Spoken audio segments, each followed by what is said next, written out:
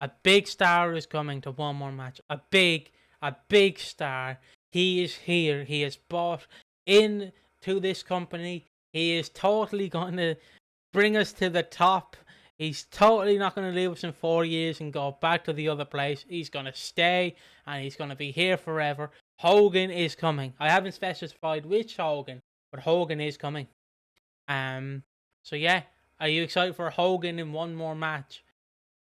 I don't hear a Big woo. Horus fan.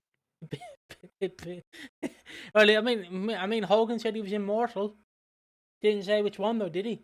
So yeah, if you don't know, this is the January 4th. This is an Impact review of the 4th of January 2010.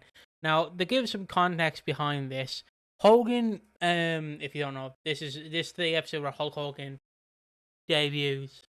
And He's saving TNA, brother. but from what I remember from memory is in '09, Dixie signed a contract with Hogan, and Hogan basically, like, they wanted to make him the biggest star because she, in my eyes, she believed that Hogan could still be the biggest star in 2009, which fair enough, like casuals would watch it, and he does have a reality TV show that is failing, but it counts. But from what I know, is he signed in '09, and then Dixie, Eric, and Hogan got together. From what I know, I don't know if this is correct, but they got together and basically went, "What do you think we should do, Eric?" And Eric went, "Let's compete against the WWE." Now, that's all fun and games if it's 1995 WWE, where it's the new gen, and you have, bloody, the fucking, like, Duke the Dumpster Josie. I said that name terribly. But this is 2010 WWE, and this might be the wrong episode, but I might be correct. The first time they go head to head, you know what immediately is on Raw and would make you watch instead.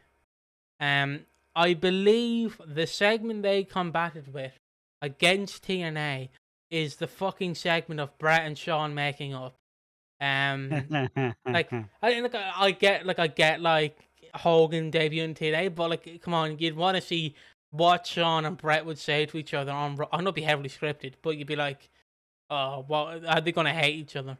But yeah, so this is basically TNA's revision. They are hoping Hogan, I can't say with a straight face. They're hoping Hogan will save the company. They are hoping Hogan will save it. I believe also around this time, this might be pre or after Hogan. Heyman was in talks with TNA, and Heyman was like, "Give me half of the company and creative control." And TNA went, "We can give you creative control, but we can't give you half the company." Which rightfully so, because if you look at Heyman's credibility with running companies, just look at ECW and how that turned out. Less said, the better. But yeah, so this is Hogan's vision. Hogan is arriving, and we do see this throughout the episode, where we first see a fucking police squad escorting this limo to the arena. Like, they're going through a very quiet highway, and you just see Hogan's we assume it's Hogan's limo just being like escorted to like the fucking arena. Mental, but what I'm gonna say is when Ash wants to chime in, he can chime in. And if you have anything major to talk about, we'll talk about it. But if we don't, we don't. But the first ever match in this I suppose the first interesting bit is why did we choose this? We can't find WWE ECW. We can't. And we went to find Ash's favorite era of TNA 2011, but we couldn't. Yeah. We did, but it was like, like, it had like Cruising out September. of order and everything. Yeah. And we I know we have the Nexus podcast that we could do, but I do not know where I can find Game Show NXT. So we had one option only. Hogan, we're coming for you, brother. Well, it was more so just to do something different, Yeah, really. yeah, it was. Like we were gonna do 2011 TNA. It was basically because I always wanted to do WECW because I liked the idea, and I did like I think we were the only positive review of December to Dismember. So, completed. Then I wanted to go, let's watch the TNA I enjoyed as a kid. But I also don't exactly know the time period because I was 11. Um, but, TNA is still good. TNA is still fun. And now we have the kind of added intrigue of, hey, TNA, so you were doing good and you were building up as a good number 2 company. But Hulk Hogan and Eric are changing everything now. It's like, so it's the grappling between we are we're just gonna do what we did in WCW, but there's a reason WCW died, and Eric Bischoff and Hogan were still there. But let's look beyond that. Let's look beyond Russo, who's still here. Let's look beyond Russo, Eric Bischoff, and Hogan. He's not And here. now let's just thrust a bunch of our new guys. And whilst I say new guys, new to TNA, old in terms of wrestling. So let's just chuck the Nasty Boys Val in Venus. here. Val Venus, Bubba the Love Sponge. Mick Foley, he's still here. Bubba Love Sponge. So hey, Kurt Angle, AJ Styles, great. Got a bunch of the X Division guys. Got Kazarian, got Daniels, got fucking Amazing Red, got fucking Suicide. I'm gonna love talking about him. just phrase it out. It's gonna be a great time. Got Jay Lethal, got a bunch of really cool up and comers. And now it's just time to see how they contend, like James Storm, Bobby Roode. Got a ton of potential. How will they fare under Hogan and Bischoff? Not good, probably. But yeah, it was just kind of, we wanted to do 2011, but it wasn't there. But 2010 is here. And obviously, if we enjoy 2010, I assume if we actually get through it, we'll probably just pay to watch on the TNA. yeah, Which we're definitely doing. thumbs up. So I guess to start us off with, in classic TNA fashion, we have a new stipulation. How are we gonna finesse this? So we have the Steel Asylum match. Now this match Which looks fucking sick. It's basically, it's a red elimination chamber, without the but pods. without the pods. Yeah. And without the actual grate on the floors. So it's basically it's the massive it's the iconic red cage that, despite never actually being used, I don't think it was ever used beyond this.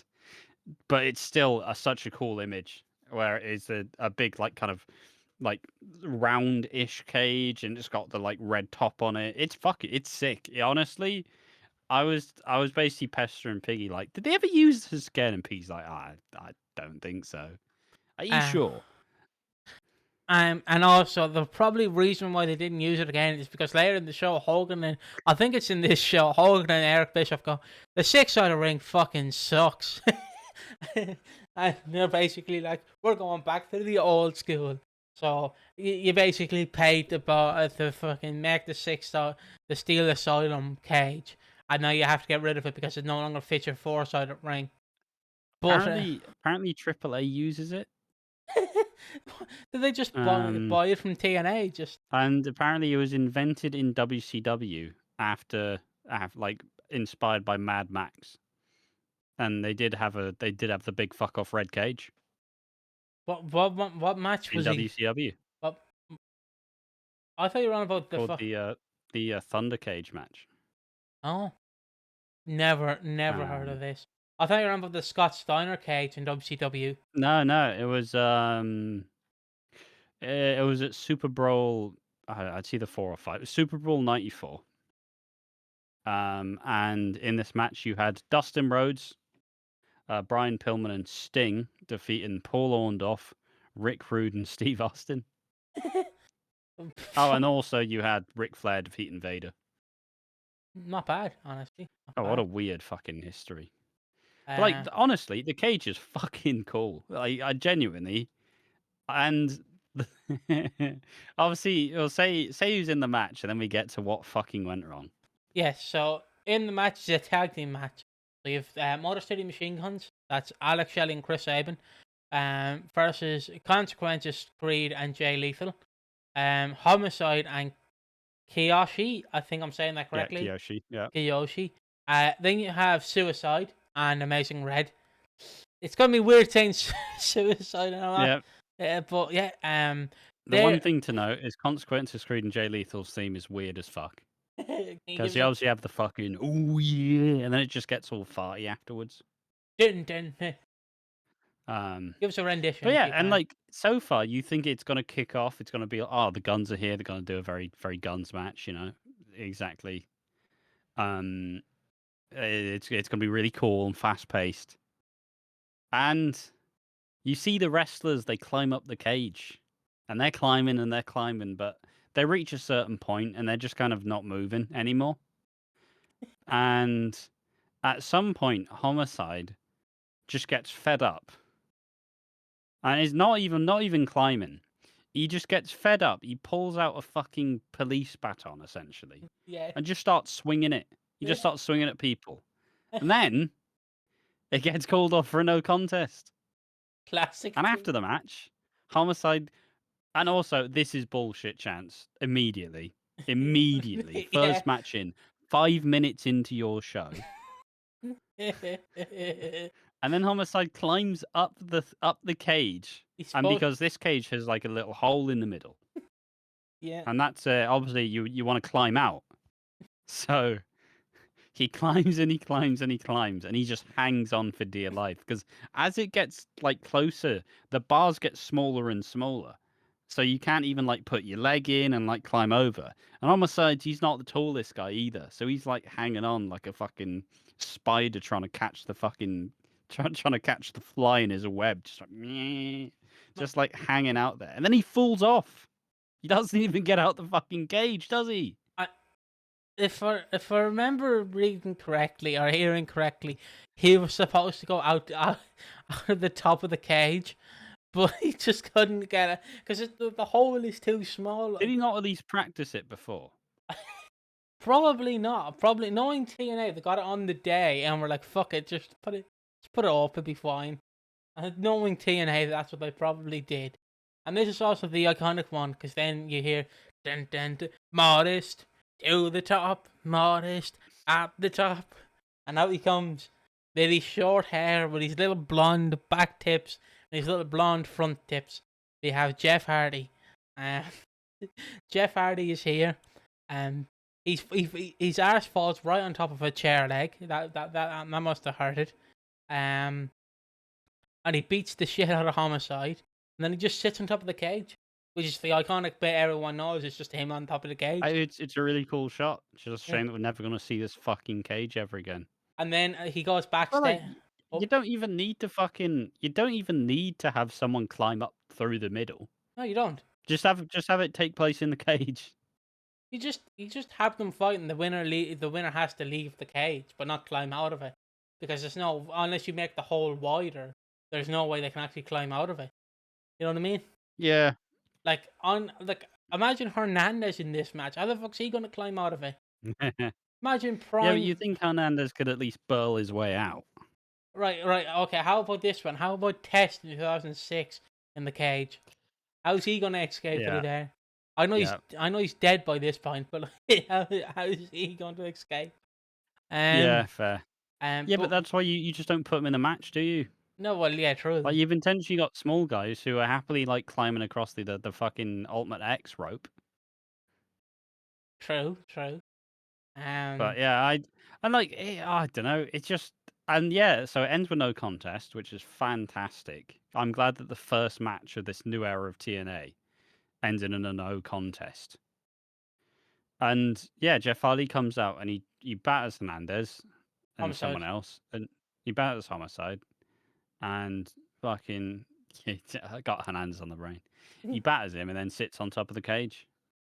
And then And also, like, why is everybody in WCW like attire? Why is everybody wearing black and jeans? I don't know, but Ash Like, again. what's the point? It's not. I just fucking because you look at WCW shows and it's like, oh, who is it? Oh, Scott Hall. He's wearing a black t-shirt and some jeans. Oh, great. Oh, But who's there? Oh, it's Conan. More jeans. Like, oh, fucking guys, please, just fucking wear something else. but Like Ash everybody's wearing the the mid 2000s like shirts where they look just garbage and fucking it's 2010. But as I was trying to say, it gets better from here, Ash, because he goes backstage. He meets the Ocho, the Painmaker, not Chris Jericho, Shannon Moore. Yeah, The woo! Freak. The Wait, Freak, no, he wasn't called the Freak. He was called the Reject. My bad. the Reject, and then he gets bitched out by Punk in ECW. Yeah, Yeah. uh, yeah, Shannon. Come on, guys, just Shannon Moore, Shannon I know it's Moore. a really funny bit. Remember when Marky D says Jeff Hardy and his stoner friends and does a 2-minute segment? Isn't that fun? Isn't that always really fun, isn't it? Yeah. Yeah. The next. He smokes weed. Weed. He's speaking in a slow voice. Yeah, yeah. Shove it or I'll smack you one. Is it Ric Flair or is it Ric Bear? Just burying Marky D. Look, he did a lot of good TNA content. What can I say? Look, I'm burying him, but he's doing fine for himself. Like Yeah, he's more successful than we ever he's will just be. fucking so unbelievably like. Oh, okay, it's been 1 minute. Time to rhyme again. Oh, it's been 2 minutes. Shove it or I'll smack you one. The Hawk talk. Oh, it's fucking. Look, Octua. he's got a formula. I'll say that much. He's got a formula. Octua. Moving on.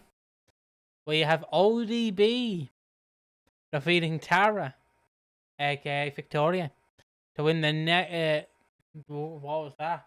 TNA Knockouts Women's Championship. Yeah. See, in the build-up to this match, first I was excited because obviously Tara comes out and she has her not tattoo, legally distinct, not tattoo, all the things she said, rip-off theme, which is an absolute banger. Wait, she came out to all the things And, she said, all the things she said. well, she did in WWE.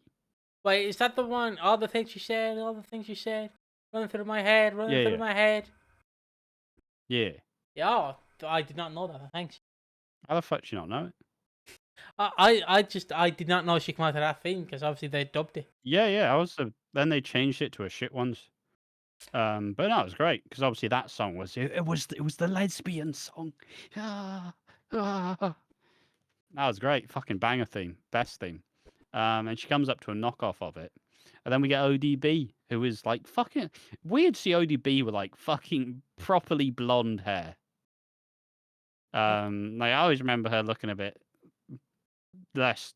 I don't know. I feel like ODB's appeal is she's supposed to be like kind of trailer trash, but fucking a bright blonde Barnet doesn't really say trailer trash to me, but maybe I'm wrong. But she looks great regardless, you know. I still say fucking I remember being really excited when I found TNA on Challenge. You know, 'cause I was watching it. I think I was watching it like the end of the year. I think there was like I think there was like some bollocks like time limit match between Bobby Roode and Sting or something. And I was like, oh, I'm really enjoying this wrestling. And then obviously my brother and my mum are like, oh yeah, let's watch some wrestling then. And then ODB comes out. I'm like, oh fucking hell. Like, why is it always in wrestling that people come in on the moments that are the most like provocative? I don't know, but. It's like playing fucking SmackDown vs. Raw 2007. You're enjoying the story mode, and then Candice Michelle turns you into a big boob lady in a American Star and Stripes bikini. It's like I'm not being weird, guys. This is just the game. I thought you were on about the bit where Undertaker obviously predicts the future.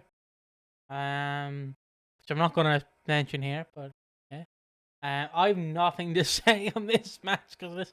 Well, I was saying it normally. I'm like, maybe this is because this is TNA. TNA's knockouts division has always actually been fucking stellar, and they weren't afraid of giving women more than 3-minute matches. And then it goes just below 3 minutes, and ODB wins the belt after losing the belt not like a month ago, maybe even less. Woo! Yeah. You can't be Russo booking without tossing the belts around. Hey. The Cool joke. to see ODB and Tara though. I do like Victoria. I think she's really underrated in the grand scheme of things.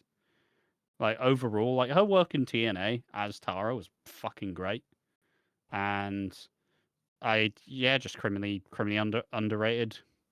I will. But it's wild that it's wild that Victoria barely ever gets brought back for like a Rumble appearance, but Michelle McCall's like straight on the blower. Like, yeah, I know which one I'd rather choose, boys. I will say though, the joke that I have is that Russo is technically not employed because I believe Spike TV.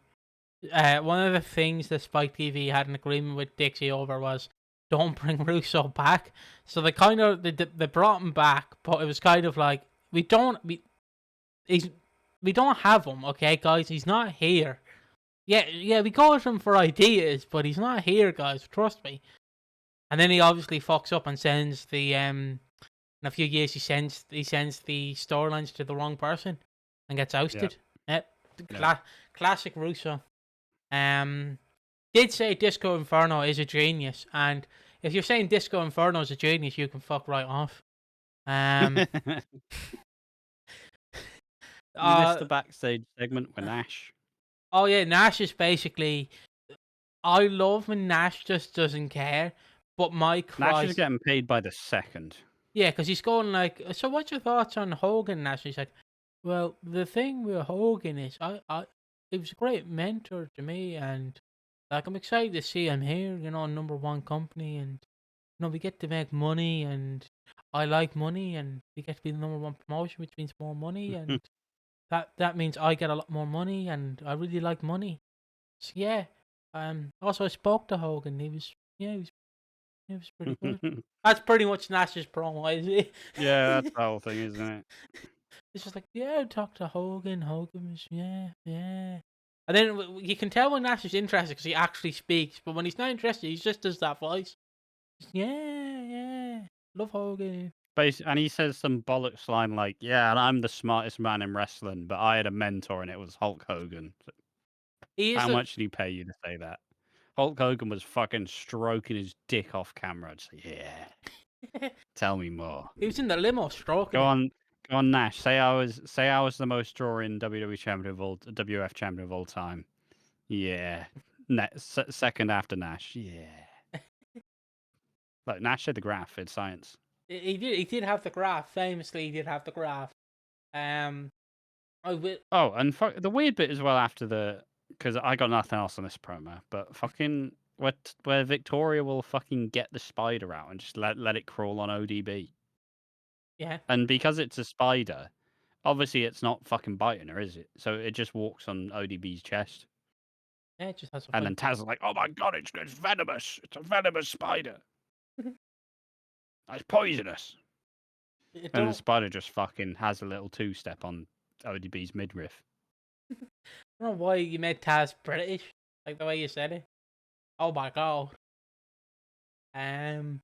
Well, I'm not doing a fucking shit Brooklyn accent, am I? No, I know. I like British Taz. I have to do what you know. Yeah, fair enough, mate. So I believe we get another backstage segment. You get a good few, and I'll go through them. We get Scott Hall and Sean Waltman, not Pac. Sean Waltman showing up to work and being declined.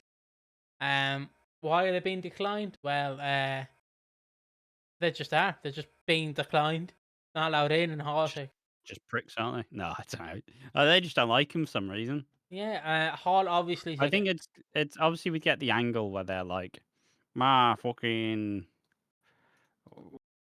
everybody needs to lace up their boots and get wrestling. Otherwise, if you don't get wrestling, you're gonna get fucking fired. But we get that. I don't know why they're Brian Clough, but fucking. we'll get that in a moment. But yeah, Hall is basically like, "Ayo, Flair, I won't call you shit out." But yeah, he's buckled himself for that. But I will say, yeah, the one football fan in the fucking audience. But I will say, as I was saying, Hall is basically like, yeah, we'll just enter. So they just enter the ring, or not enter the ring. They just go through the crowd and sit in the in the crowd. Yeah. And they just set this up the whole time where they just go, "All you old fuckers, you ain't coming in." Yeah. It's fun the Other first than the time. old fuckers we like, Yeah. they're coming in. And Bubba the Love Sponge. Yeah. Isn't he a cunt? Bobby the Love Sponge. Yeah, yeah. Yeah. Didn't well, it's just to bring modern wrestling into this. Didn't he fucking say, "Oh yeah, Hogan's like doing horrible," and then like someone on Hogan's behalf, and no, Hogan's doing fine, and then like 2 days later, Hogan's dead. I don't know why that always sticks out to me. Just that. But yeah. We also see Flair, and I made the joke to Ash that by the time we release this video, Flair will be dead. But if he is, that is a poorly timed joke. If he isn't, he will be shortly. And he goes into AJ Styles' locker room, and he basically shits himself like he usually does. If you don't know that reference, some redditor once posted on Reddit, of course on Reddit, that Ric Flair just gets drunk, goes into a bathroom, shits himself, and leaves. I, I couldn't tell you. Hold on. What the fuck? Well, I've just seen a fucking. I looked up Bubba the Love Sponge on Wikipedia. okay, The best place. okay, Um, and it says Hulk Hogan sex tape. In early 2012, it was reported that Clem had secretly filmed his wife Heather Clem. Clem is Bubba Love Sponge, and Hulk Hogan having sex in his bedroom. okay. He's in the cuck chair. That's the whole good sex On tape. October 4th, 2012, Gorka released a short clip of the video. In the clip, Clem can be heard saying that the couple can do their thing and he will be in his office. He's fucking. At the end of the video, Clem can be heard telling Heather, "If we ever need to retire, here is our ticket." So he published a tape of fucking he got a tape published of Hulk Hogan shagging his wife. And then went, "Hey, that's good blackmail, mate. If we ever run out of money, we'll just sue Hogan." Like, and then Hogan got 140 million for this fucking video getting released in a lawsuit. It's backfired. It fucking backfired on you, you dick. You couldn't even do it correctly. You couldn't have released it as an incognito guy, could you not? Well, he did release it through like through a company, but Yeah, no, but yeah, I'm saying the account that he released it on was just yeah, like he fucked it up, of course. yeah. What I'm saying is he released it, and the account name was like I love Bubba the I love Bubba the Love Sponge 2545. But yeah, what a I'm gonna just shag my wife, Hogan. Just go on, just plow her into next Tuesday. Go on, mate. Yeah, that It's like also, brother, Hogan's on his like fifth hip surgery. Surely he's not a good lay. Surely he's not. He's got no hip movement. How is he gonna pleasure anyone?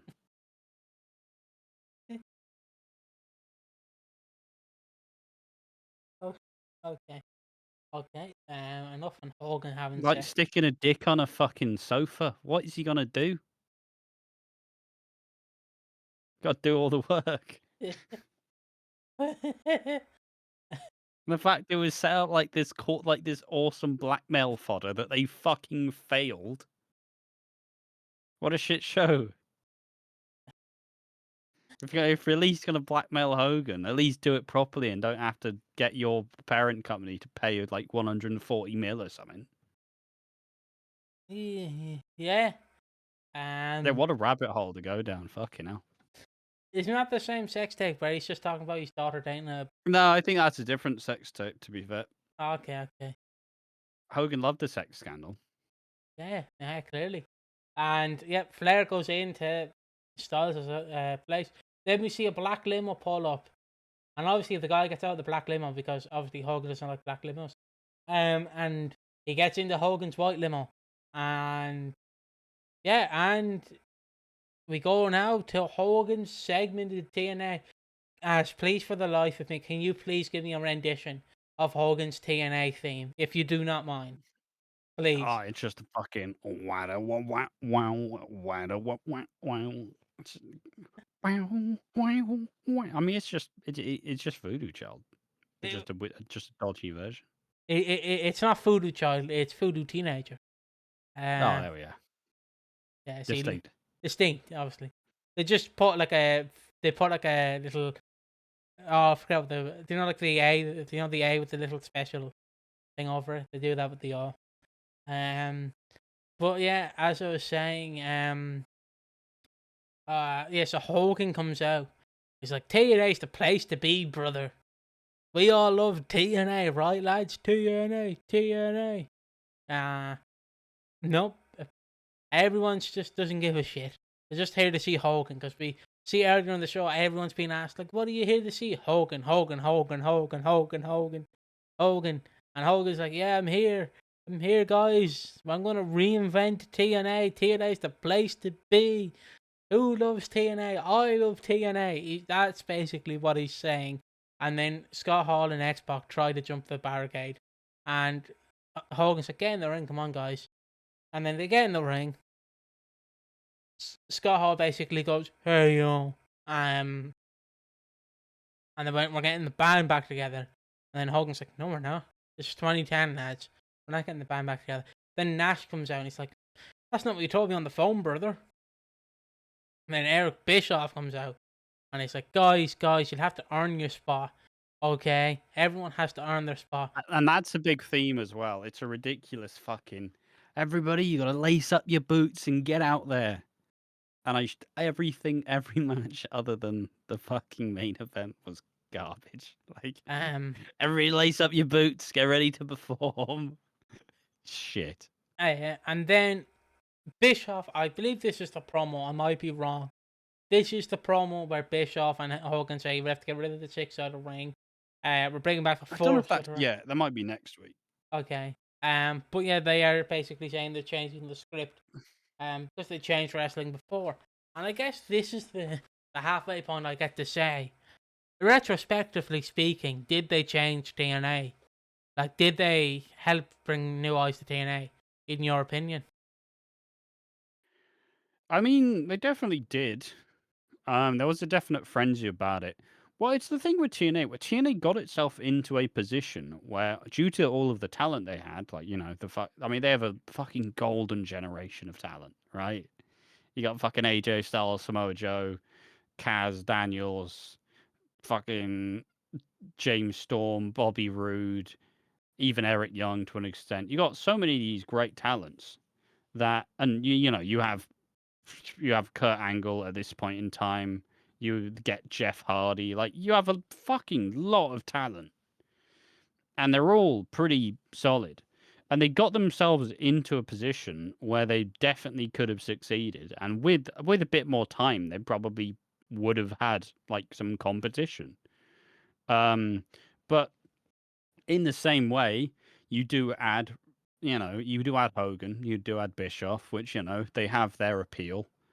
Like, even if people don't know what Bischoff did in WCW, he still had a good couple of years as Raw general manager during the Ruthless Aggression. Still a fairly like iconic theme in itself. Then you do add Hogan at this point in time, a fairly unsullied career. Hasn't been doing any scandals yet. He's not been telling all his lies yet. Well, he probably was, but not as vocally. Um, so it did change it. It did give it this thing, and I don't think this Monday Night War would have necessarily started without Hogan and Bischoff saying we're taking over. So I do think that it helped it in the short term, but in the long term, it just kind of made a bunch of decisions that they just kind of stuck with for no apparent reason. It. I'm one of the But people I, who. I do think this period was a pretty strong time. It's just, it was both. You had to take the smooth with a rough, right? It was a bit of A, a bit of B. You had to do. Not everything they did was good, and that's fine. But I will argue that it probably was beneficial, but it also did somewhat handicap it in its own right. Like, because they have this period, they have the war, they have this, then they go into fucking what? They have Sting constantly, they have Immortal, and then the other one, I don't remember what the other one was called. Um, then you have Sting kind of with the world title still going back and forth.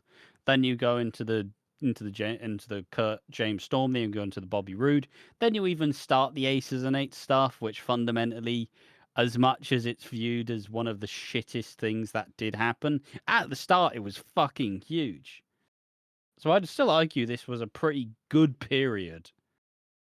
But I do think that some of the changes that were made to the show probably did affect it for the worse, but it's not even the worst period in TNA. That comes after. I I on do think it probably did bankrupt it though. Like, I do think that the amount of money they were throwing about was not sustainable. So that's where you go, hey AJ Styles, we love you. We're not going to pay for your contract. What? Hey Samoa Joe, we're not paying for you anymore. You should probably leave. Okay. Kaz Daniels gone. Like, at some point they did start to run out of money, and I do think that is because of Hogan and Bischoff. I will say, and I'm just gonna do Bischoff in general. I don't think he's a genius at all in wrestling. Bischoff. I know people will No. come at me and say that he did do the NWO, but I don't care. Sustainably, like speaking to what I'm trying to say, speaking like based off what I know, I just think he's a massive egotistical prick. Is all who takes too much credit for what he did in the Monday Night Wars, and it's like, yeah, but how, like, for about 5 good things you did, you had about 40 bad things in the Monday Night Wars, and also on it you won 83 weeks. Sure, it's because you were doing good, but like you didn't build your future. You basically went, oh, you went Hogan. I think we might build the future, and Hogan went, how about me, brother? I'm the future. And I went, yeah, I agree. You are the future. And I don't want to give Russo credit because giving Russo credit is a bit wrong. But the only good thing Russo did when he went to WCW was kind of elevating the younger talent. But even then, so it was like 2 years too late because he's pushing like Mark Jindrak and Sean O'Hare, and he's going, you guys will like this. But then the WCW audience you've waited too long, and they're like, no, but I want to see Nash and DDP, and to me that's where Bischoff failed. And speaking in TNA terms, you've changed too much too quickly because you're bringing in these people immediately, and you're saying, hey, look, it's Hogan, it's Hogan. It's like, yeah, but our company is based off like wrestling. I don't want to say it is wrestling. But I don't know what I'm trying to say. But yeah, you're basically saying, yeah, but here's Hogan. You love Hogan, right? And it's like, yes, but me as a TNA fan, I'm here to see Styles. I'm here to see Desmond Wolfe. I'm here to see Angle. I'm here to see Sting. I'm here to see like fucking even the Pope, I guess. But like, it's just you've brought them in, and then they've immediately gone, yeah, can we bring our mates in? And then Dixie's like, Hogan squeezed my tits and called me Betsy. Yeah, of course you can. And I think that was a bit wrong because immediately Hogan and Bishop were like, Nash, Hall, Pac, Bubba the Love Sponge, the Nasty Boys, y'all get Val Venus, y'all get fucking in here. And speaking long term, this fucks over your older fans who've watched this for years, going, yeah, Foley was brought in, but at least Foley was like, at least he Oh, did he was some. committed to it. Yeah, I think where they went wrong is the fact that your audience, like of TNA fans, are your more die-hard fans. They're your more smarky fans, and they know that to Hogan and Bischoff, I don't care if Bischoff says he didn't just do it for the money, because he totally did. I don't care if he bullshits me on his podcast and tells me he didn't do it for the money. He definitely 100% did do it for the money, and I don't care if he says he did He care just for. needs some of that Terry Funk truth serum. I should have taken the money. But like if he wants to go on his podcast and say like, oh, I did do it for the money, but I did care about TNA. You did not care about TNA, mate. I can guarantee you did not give two I shits about I TNA. I do And agree with that. They they changed the identity and to just make it more like WWE. Yeah. But that wasn't what because and as we even in the first even in the first match, the audience is like, "Yeah, TNA, this is great, this is great." No contest. Like you're immediately like, it's like me saying, all right, little Timmy, don't come down for your birthday until 8." And then like 1 minute past 8, he's knocking on the door, and I'm like, oh, no, no, no, Timmy, sorry, you're gonna have to wait a little bit. And then like 10 minutes pass, and then I've fucking fallen over the cake and I've smushed it all over the floor. And it's like, what? You said don't come down till 7, and then you made me wait 10 minutes, and now my fucking cakes everywhere. What did you do? It's And that's what they did. They went, fuck the six-sided ring, which is still an iconic piece of TNA. Fucking huge bit of TNA. They fucking they take the guys who TNA fans love and take the WWE approach of, who the fuck cares? What about the Nasty Boys? So yeah, what about the Nasty Boys? How do they get a fucking contract? it's also the fact, and again, I will say this: TNA has always made references to WWE before this point. It was in their nature. I know that. My mind immediately springs to them doing a Triple H and Vince McMahon parodying an early Impact history. Not like, I mean, like the TV show Impact of TNA, not like the company. But yeah, you've immediately gone, here's Hogan, here's Bischoff. If you slowly throughout like 2010 slowly change everything and not immediately go, well, you cunts only like the six-sided rings, how about four sides? It's like, yes, but you're belittling the people who actually watch and who will support you, because no matter what, your diehard fans will support you. No matter what, they will see through it. It's like people who've watched TNA since 2002. They've To me, they're the most diehard fans possible, because they literally have to sit through shit like this. And now if they sit through fucking WWE being like, we love you, TNA, but we are going to put our talent over your talent. But we love you, TNA. You're the second biggest promotion in the world, aren't you? Aren't you? Yeah, yeah, yeah, yeah, we are. Yeah, yeah. It's also they're trying to do too much too quick. They're trying to run before they can even walk. Yeah. But it's also just classic TNA where they will make a decision that will set back the company like by a year, but they still somehow survive it. That's the TNA's biggest problem.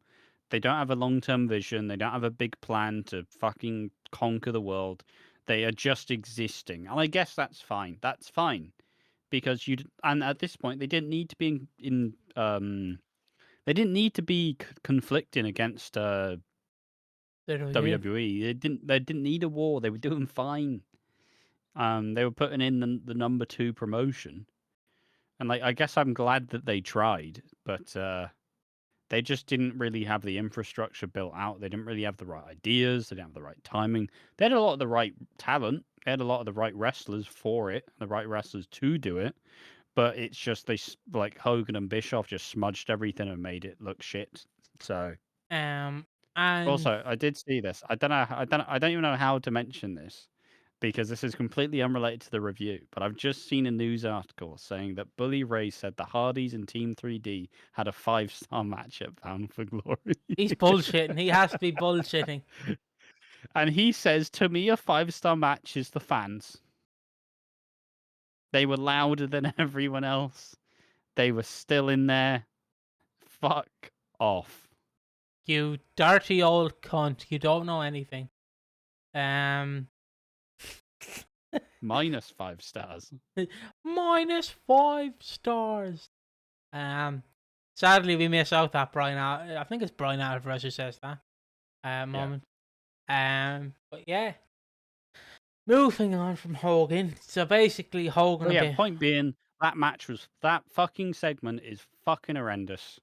It is. Like, let's just have the dad stand in the ring and awkwardly talk at each other with all their inside jokes and names and shit. Like, just it sucked out the life of the show because the show's a pretty stacked card all in all. Like, it's actually a genuinely pretty decent card. You know, decent mix of women's matches and like women's segments and men's. Starts off with a cool like X Division fucking match. And yeah, at this point, it fucking hits a brick wall. Um, Up next, Awesome Kong and Hamida, Hamada. Hamada defeats Sarita Yeah, and Taylor. I don't know. I was gonna say Tyler Wilde. Taylor Wilde. Taylor Wilde. So in the Knockouts Tag Team Championships, decent match, I guess. Yeah, it was alright. It Didn't. was solid enough. Decent tag match. Obviously, this match is just to have Awesome Kong and Hamada win the Knockouts tag belts. Like, it's just cool. Like, and I say that Taylor Wilde gets given a lot of shit. She was serviceable. She was perfectly reasonable here. She's not great. I don't think she's ever great, but you know, you are kind of at slim pickings with what women's wrestlers are actually capable of wrestling at this point in time. Because you know, if you're in WWE, you don't get to wrestle, and if you're a TNA, you do actually get to wrestle, but also you are competing with Awesome Kong, fucking Victoria. Like there are pretty stiff competition. So I don't know, serviceable job, pretty good. Uh, I will not complain. and then I'll just go through the two beautiful people. And once again, 2 fucking women's matches. Yeah, sure, the first match went below 3 minutes, but then this other match went 10 minutes. This was the second longest match on the show. Sorry about So, that. yeah. As I was saying, just to get the two beautiful people segment out of the way, the beautiful people play strip poker, and then in the second segment, they need a fourth person. And hello, ladies, time to say something transphobic. It's Val Venus, another gobshite, another cunt from the past. Woo. Yeah. And people, I have no idea how we got a contract. I will say, people always defend Val Venus and look at him like as a good character from the 90s. Bro, get off his dick, player. He's not that good. He was shit. Like, and I know it's mainly me speaking because I hate his opinions on trans people and basically for what he said about Nyla Rose. But like, you are a porn star gimmick. You have no fucking right to talk about if trans women belong in wrestling. You fucking gobshite. If your character was Stone Cold Steve Austin, maybe I understand your argument. But your gimmick was a literal porn star. You have no fucking valid reason. You have no reason to speak on your topic because you're an imbecile idiot who likes to stay in the past and go, well, you can't say anything these days. No. The reason why we can't say anything these days is because you're an ignorant cunt who can't let go of the past. Grow up and actually do something better with your life than shit. Sit down and talk shit about modern wrestling because you don't agree with it. Because you forgot your dealer didn't give you your weed this week, you fucking imbecile. Sorry about that. But yeah, fucking Val Venus shows up. Fucking hate him. If you couldn't tell with my piss and venom, I fucking hate Val Venus. Yeah,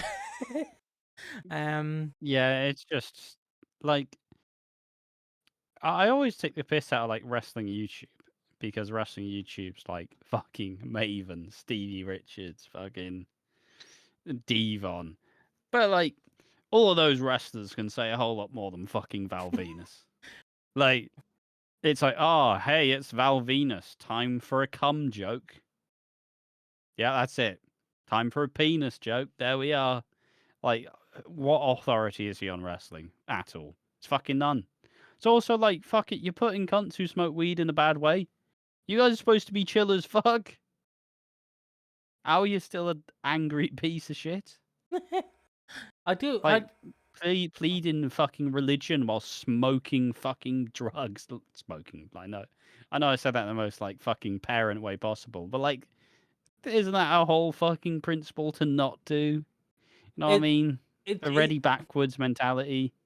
It's funny that he will always go back on his religion and use that as a stance. But it's like, you smoke weed. Like, Lance Archer can talk about his religion. He's not smoking dope. You're smoking dope and you're claiming to fucking be a religious figure.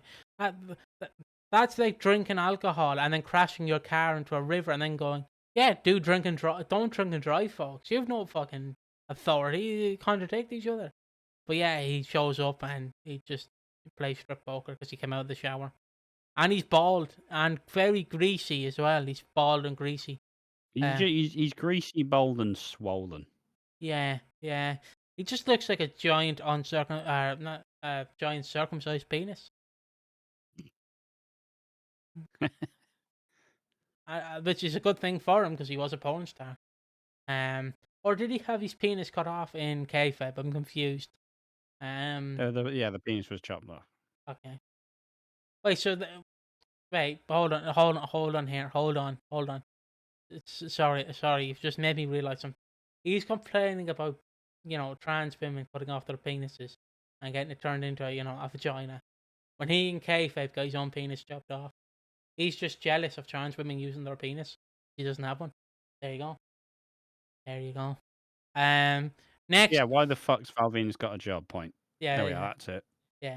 yeah. But next up is the Pope cuts a promo. I'm not talking about Pope Francis.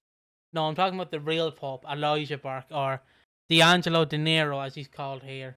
Um, and I always thought he was gay, but he's apparently not gay. But I thought he was.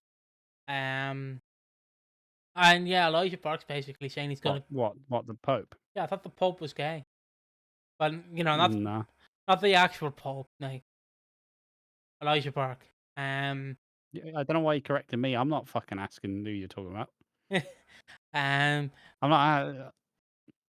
um, Yeah. Oh yeah. uh, Well, ironically, you also have Orlando Jordan, who was the first bisexual fucking out and proud wrestler, yeah, and congrats. he shows up and says, "I like Hogan." Yeah, of course Yeah. you do. Okay. Of course you do get that dick player. Also, why does he have a job too? That's the real question. Look, I I would don't understand why he has a fucking job. look if you're asking me to choose between Orlando Jordan and Val Venis, I'm choosing Orlando Jordan. Oh yeah, I'll pick fucking Orlando Jordan over Val Venus, but like we don't have to choose. I know, but But like, why? Why are they here? It makes who fucking?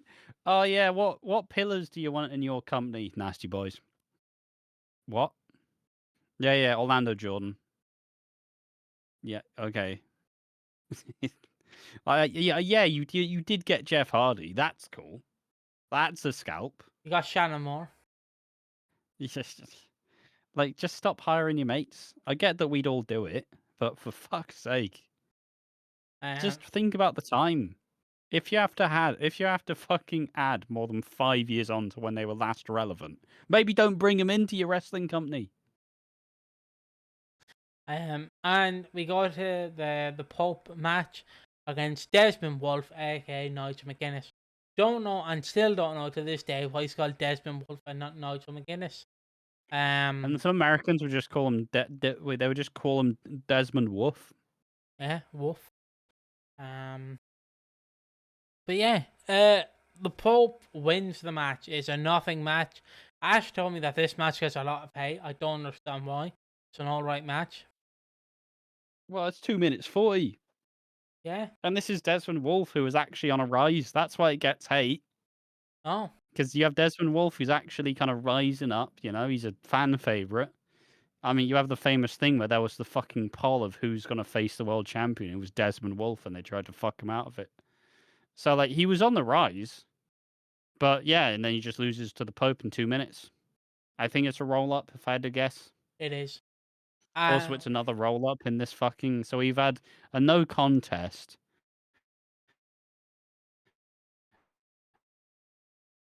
throughout the previous squash match. Yeah. What about? Yeah, Yeah. I was saying, yeah. So there have been a no contest, 2 roll ups, and we also didn't even talk about the squash match that happened before Oh. Oh yeah. or after. We have Hernandez, and Matt Morgan defeat Doctor Stevie and Raven with Daphne in 30 seconds. Yeah. Yeah. Yeah. I like Stevie. I want to see more of Stevie Richards. Too bad that I picked to watch WWE ECW and TNA where he's leaving soon. So it was cool to see Raven and Stevie. That was fun. Wasn't and Daphne. I mean, Daphne was fucking failed by the wrestling business. So, but it was cool to see him on TV for Probably the first and last time. Um, Other than that time where she's made to fucking strip off. and Yeah, then it's horrendous. we have Samoa Joe Failed by the industry. then we have Samoa Joe versus Abyss. This was an alright match as well. You can slowly see where Abyss is slowly, he's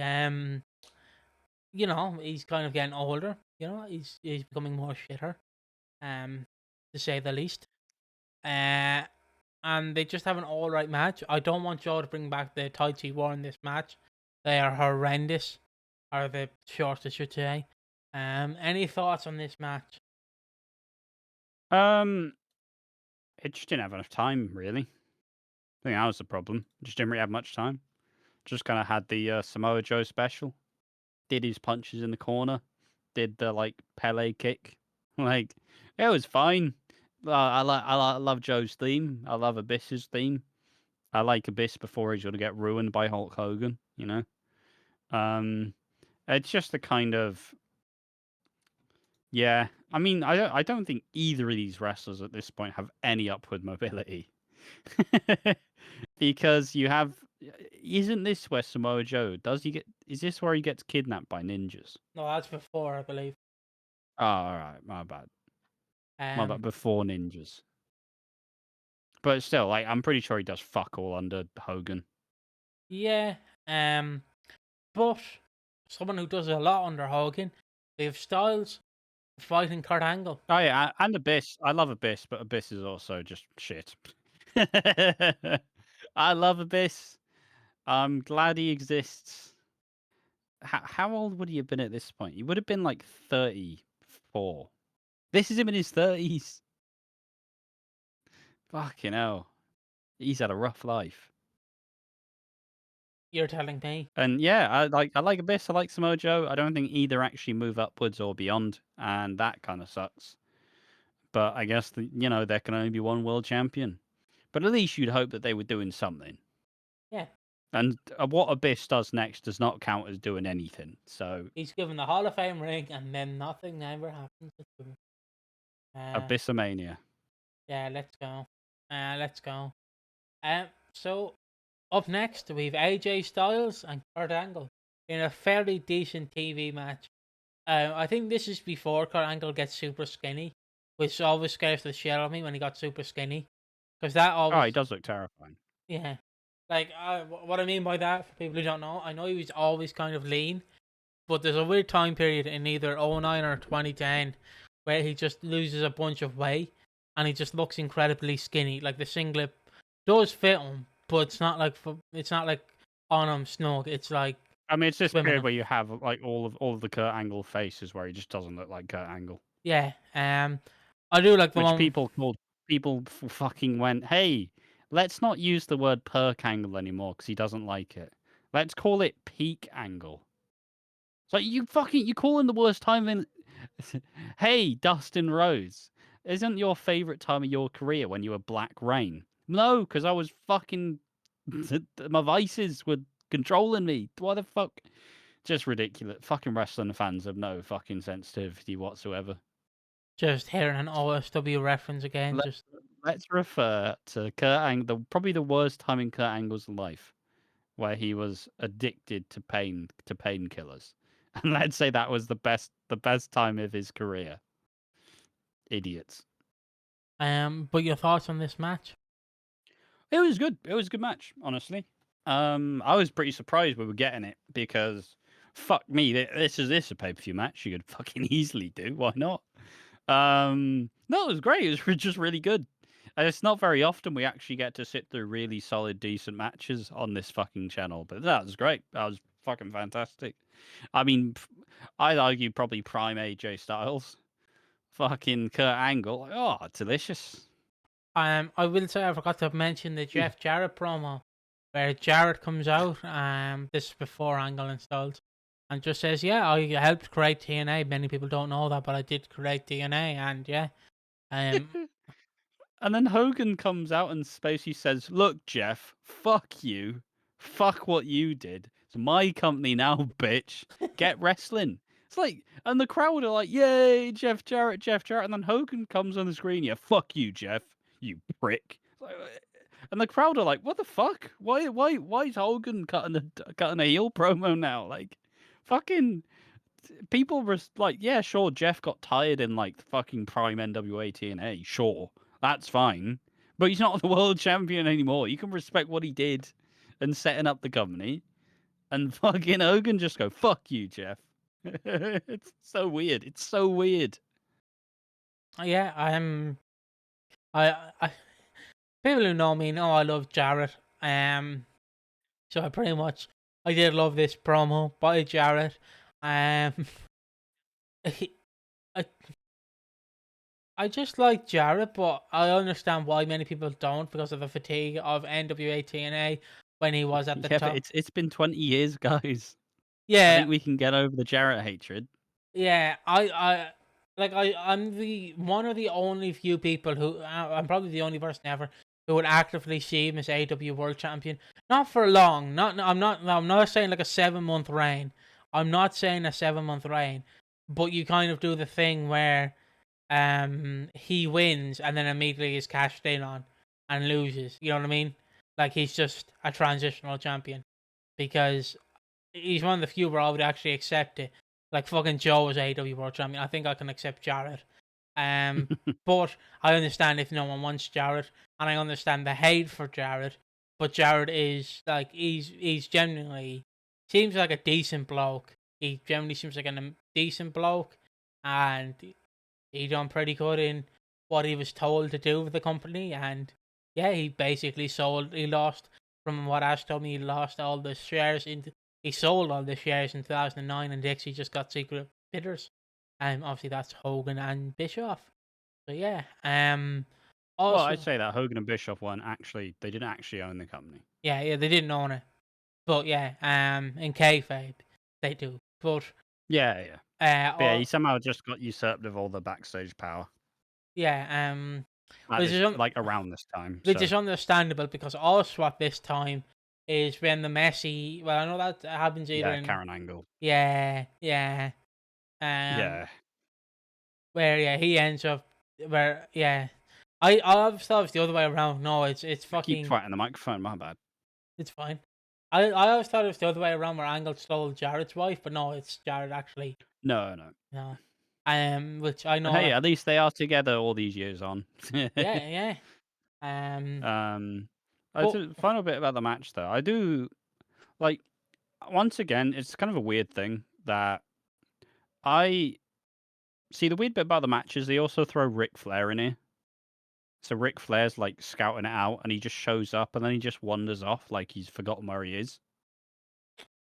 So he just fucks off for no reason.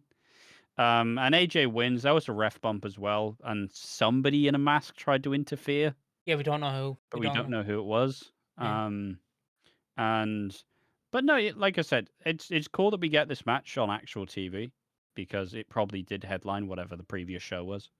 And if we get these, they are actually gifts. You know, it's a big deal. But I also hope they don't fucking do it every week, so we stop caring. You know what I mean? Like it was sick. It was a great match, but don't do it every week, guys. yeah. I enjoyed this match. Like Styles is one of my favorites of all time. Angle is as well one of my Yeah. all time favorites. I'll never forget having arguments with my wrestling friend Slater. Who went, yeah, Angle never had a 5-star classic, and I went, but you're telling me fucking Lars Sullivan did. Grow up. Love you, Slater. I love you. You're never watching this channel, but I love you, mate. Just saying. Um, yeah, Angle is absolutely one of my favorites of all time, and Styles is as well. And I love seeing these two like wrestle. It's always fun. The weird thing about Angle in TNA is you get matches you would never really see, and you get Angle being his, I guess, to use the term, his peak self, where he can do like, oh wait, I can do a 450 if I want to. Yep, go ahead, mate. Go right ahead. And he's Yeah, he is fully unleashed at this yeah, time. yeah, he can. He has I no. don't think he said no to anything. I But don't. you want to do 450? Yeah. Yeah. You wanna do a massive like flip somersault over some steps? Yeah. Like Like what? he's sort of like it's weird because he's truly like himself. Well, I don't know if he's clean off like these tablets he's taking, but I hope he is at this point. I don't know. I'm not too sure about that one. Yeah, yeah. Well, I'm just gonna make the assumption that he is, and that he's fully here.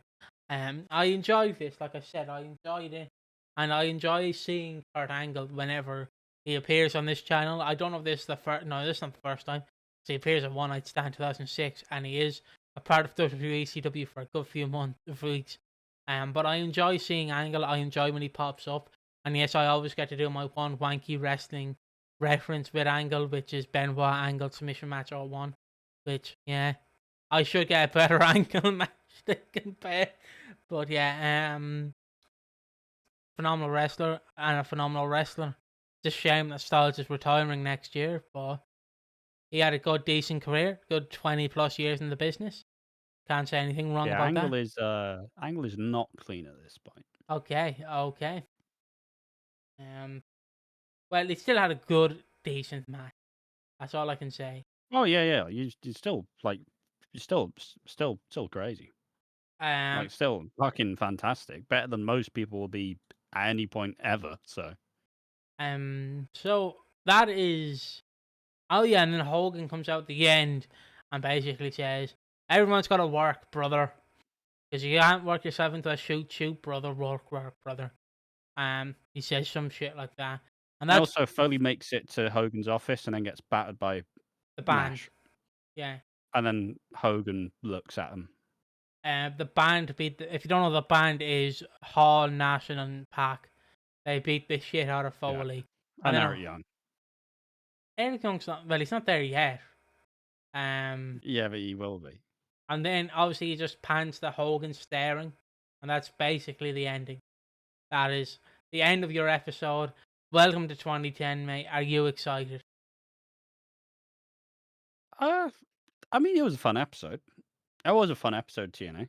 I can't lie. It was a good variety. There's a good mix. There's a good display of talents. Um, the worst bit of the show was the Hogan promo, and it was just Hogan in general, really. Like, it just did so much like hype. Oh, like I get that. Yeah, sure, Hogan's reputation is in the bin. Even beyond the grave, his reputation is still horrendous. So at the time, you will genuinely be like, yeah, this is sick. But like with how much like hype they did for it, I guess you probably do need to do that level of hype to just say, "Hey guys, this has been big," because it's like for a football club, right? It's like, hey, you're a fairly standard club. You don't really seem to have good finances, but you sign like fucking prime Wayne Rooney. It's like, oh shit. Yeah, sure, this isn't prime Hogan, but it's still like, oh fuck, that's a player I know. That's a wrestler that most people know. So it does do what it's supposed to. But yeah, it's just kind of I don't know, it just kind of smells like Russo. Really. Like the no contest in the really cool stipulation match, the fucking 2 minute ODB match, the cool awesome Kong match, that was fucking sweet. Then you have the squash with Hernandez and Matt Morgan. Pope beats fucking Nigel McGuinness in 2 minutes. But then you do get Samoa Joe on a base. Like it's you have to take the smooth with the rough. Um, a lot of stuff happened, and hopefully we actually see interesting setup for it. But I don't know. Don't know if we will really. But Yeah, at least the AJ Cut match is memorable. I would agree with that. And that has been the first episode of the TNA podcast. Hope you enjoy it.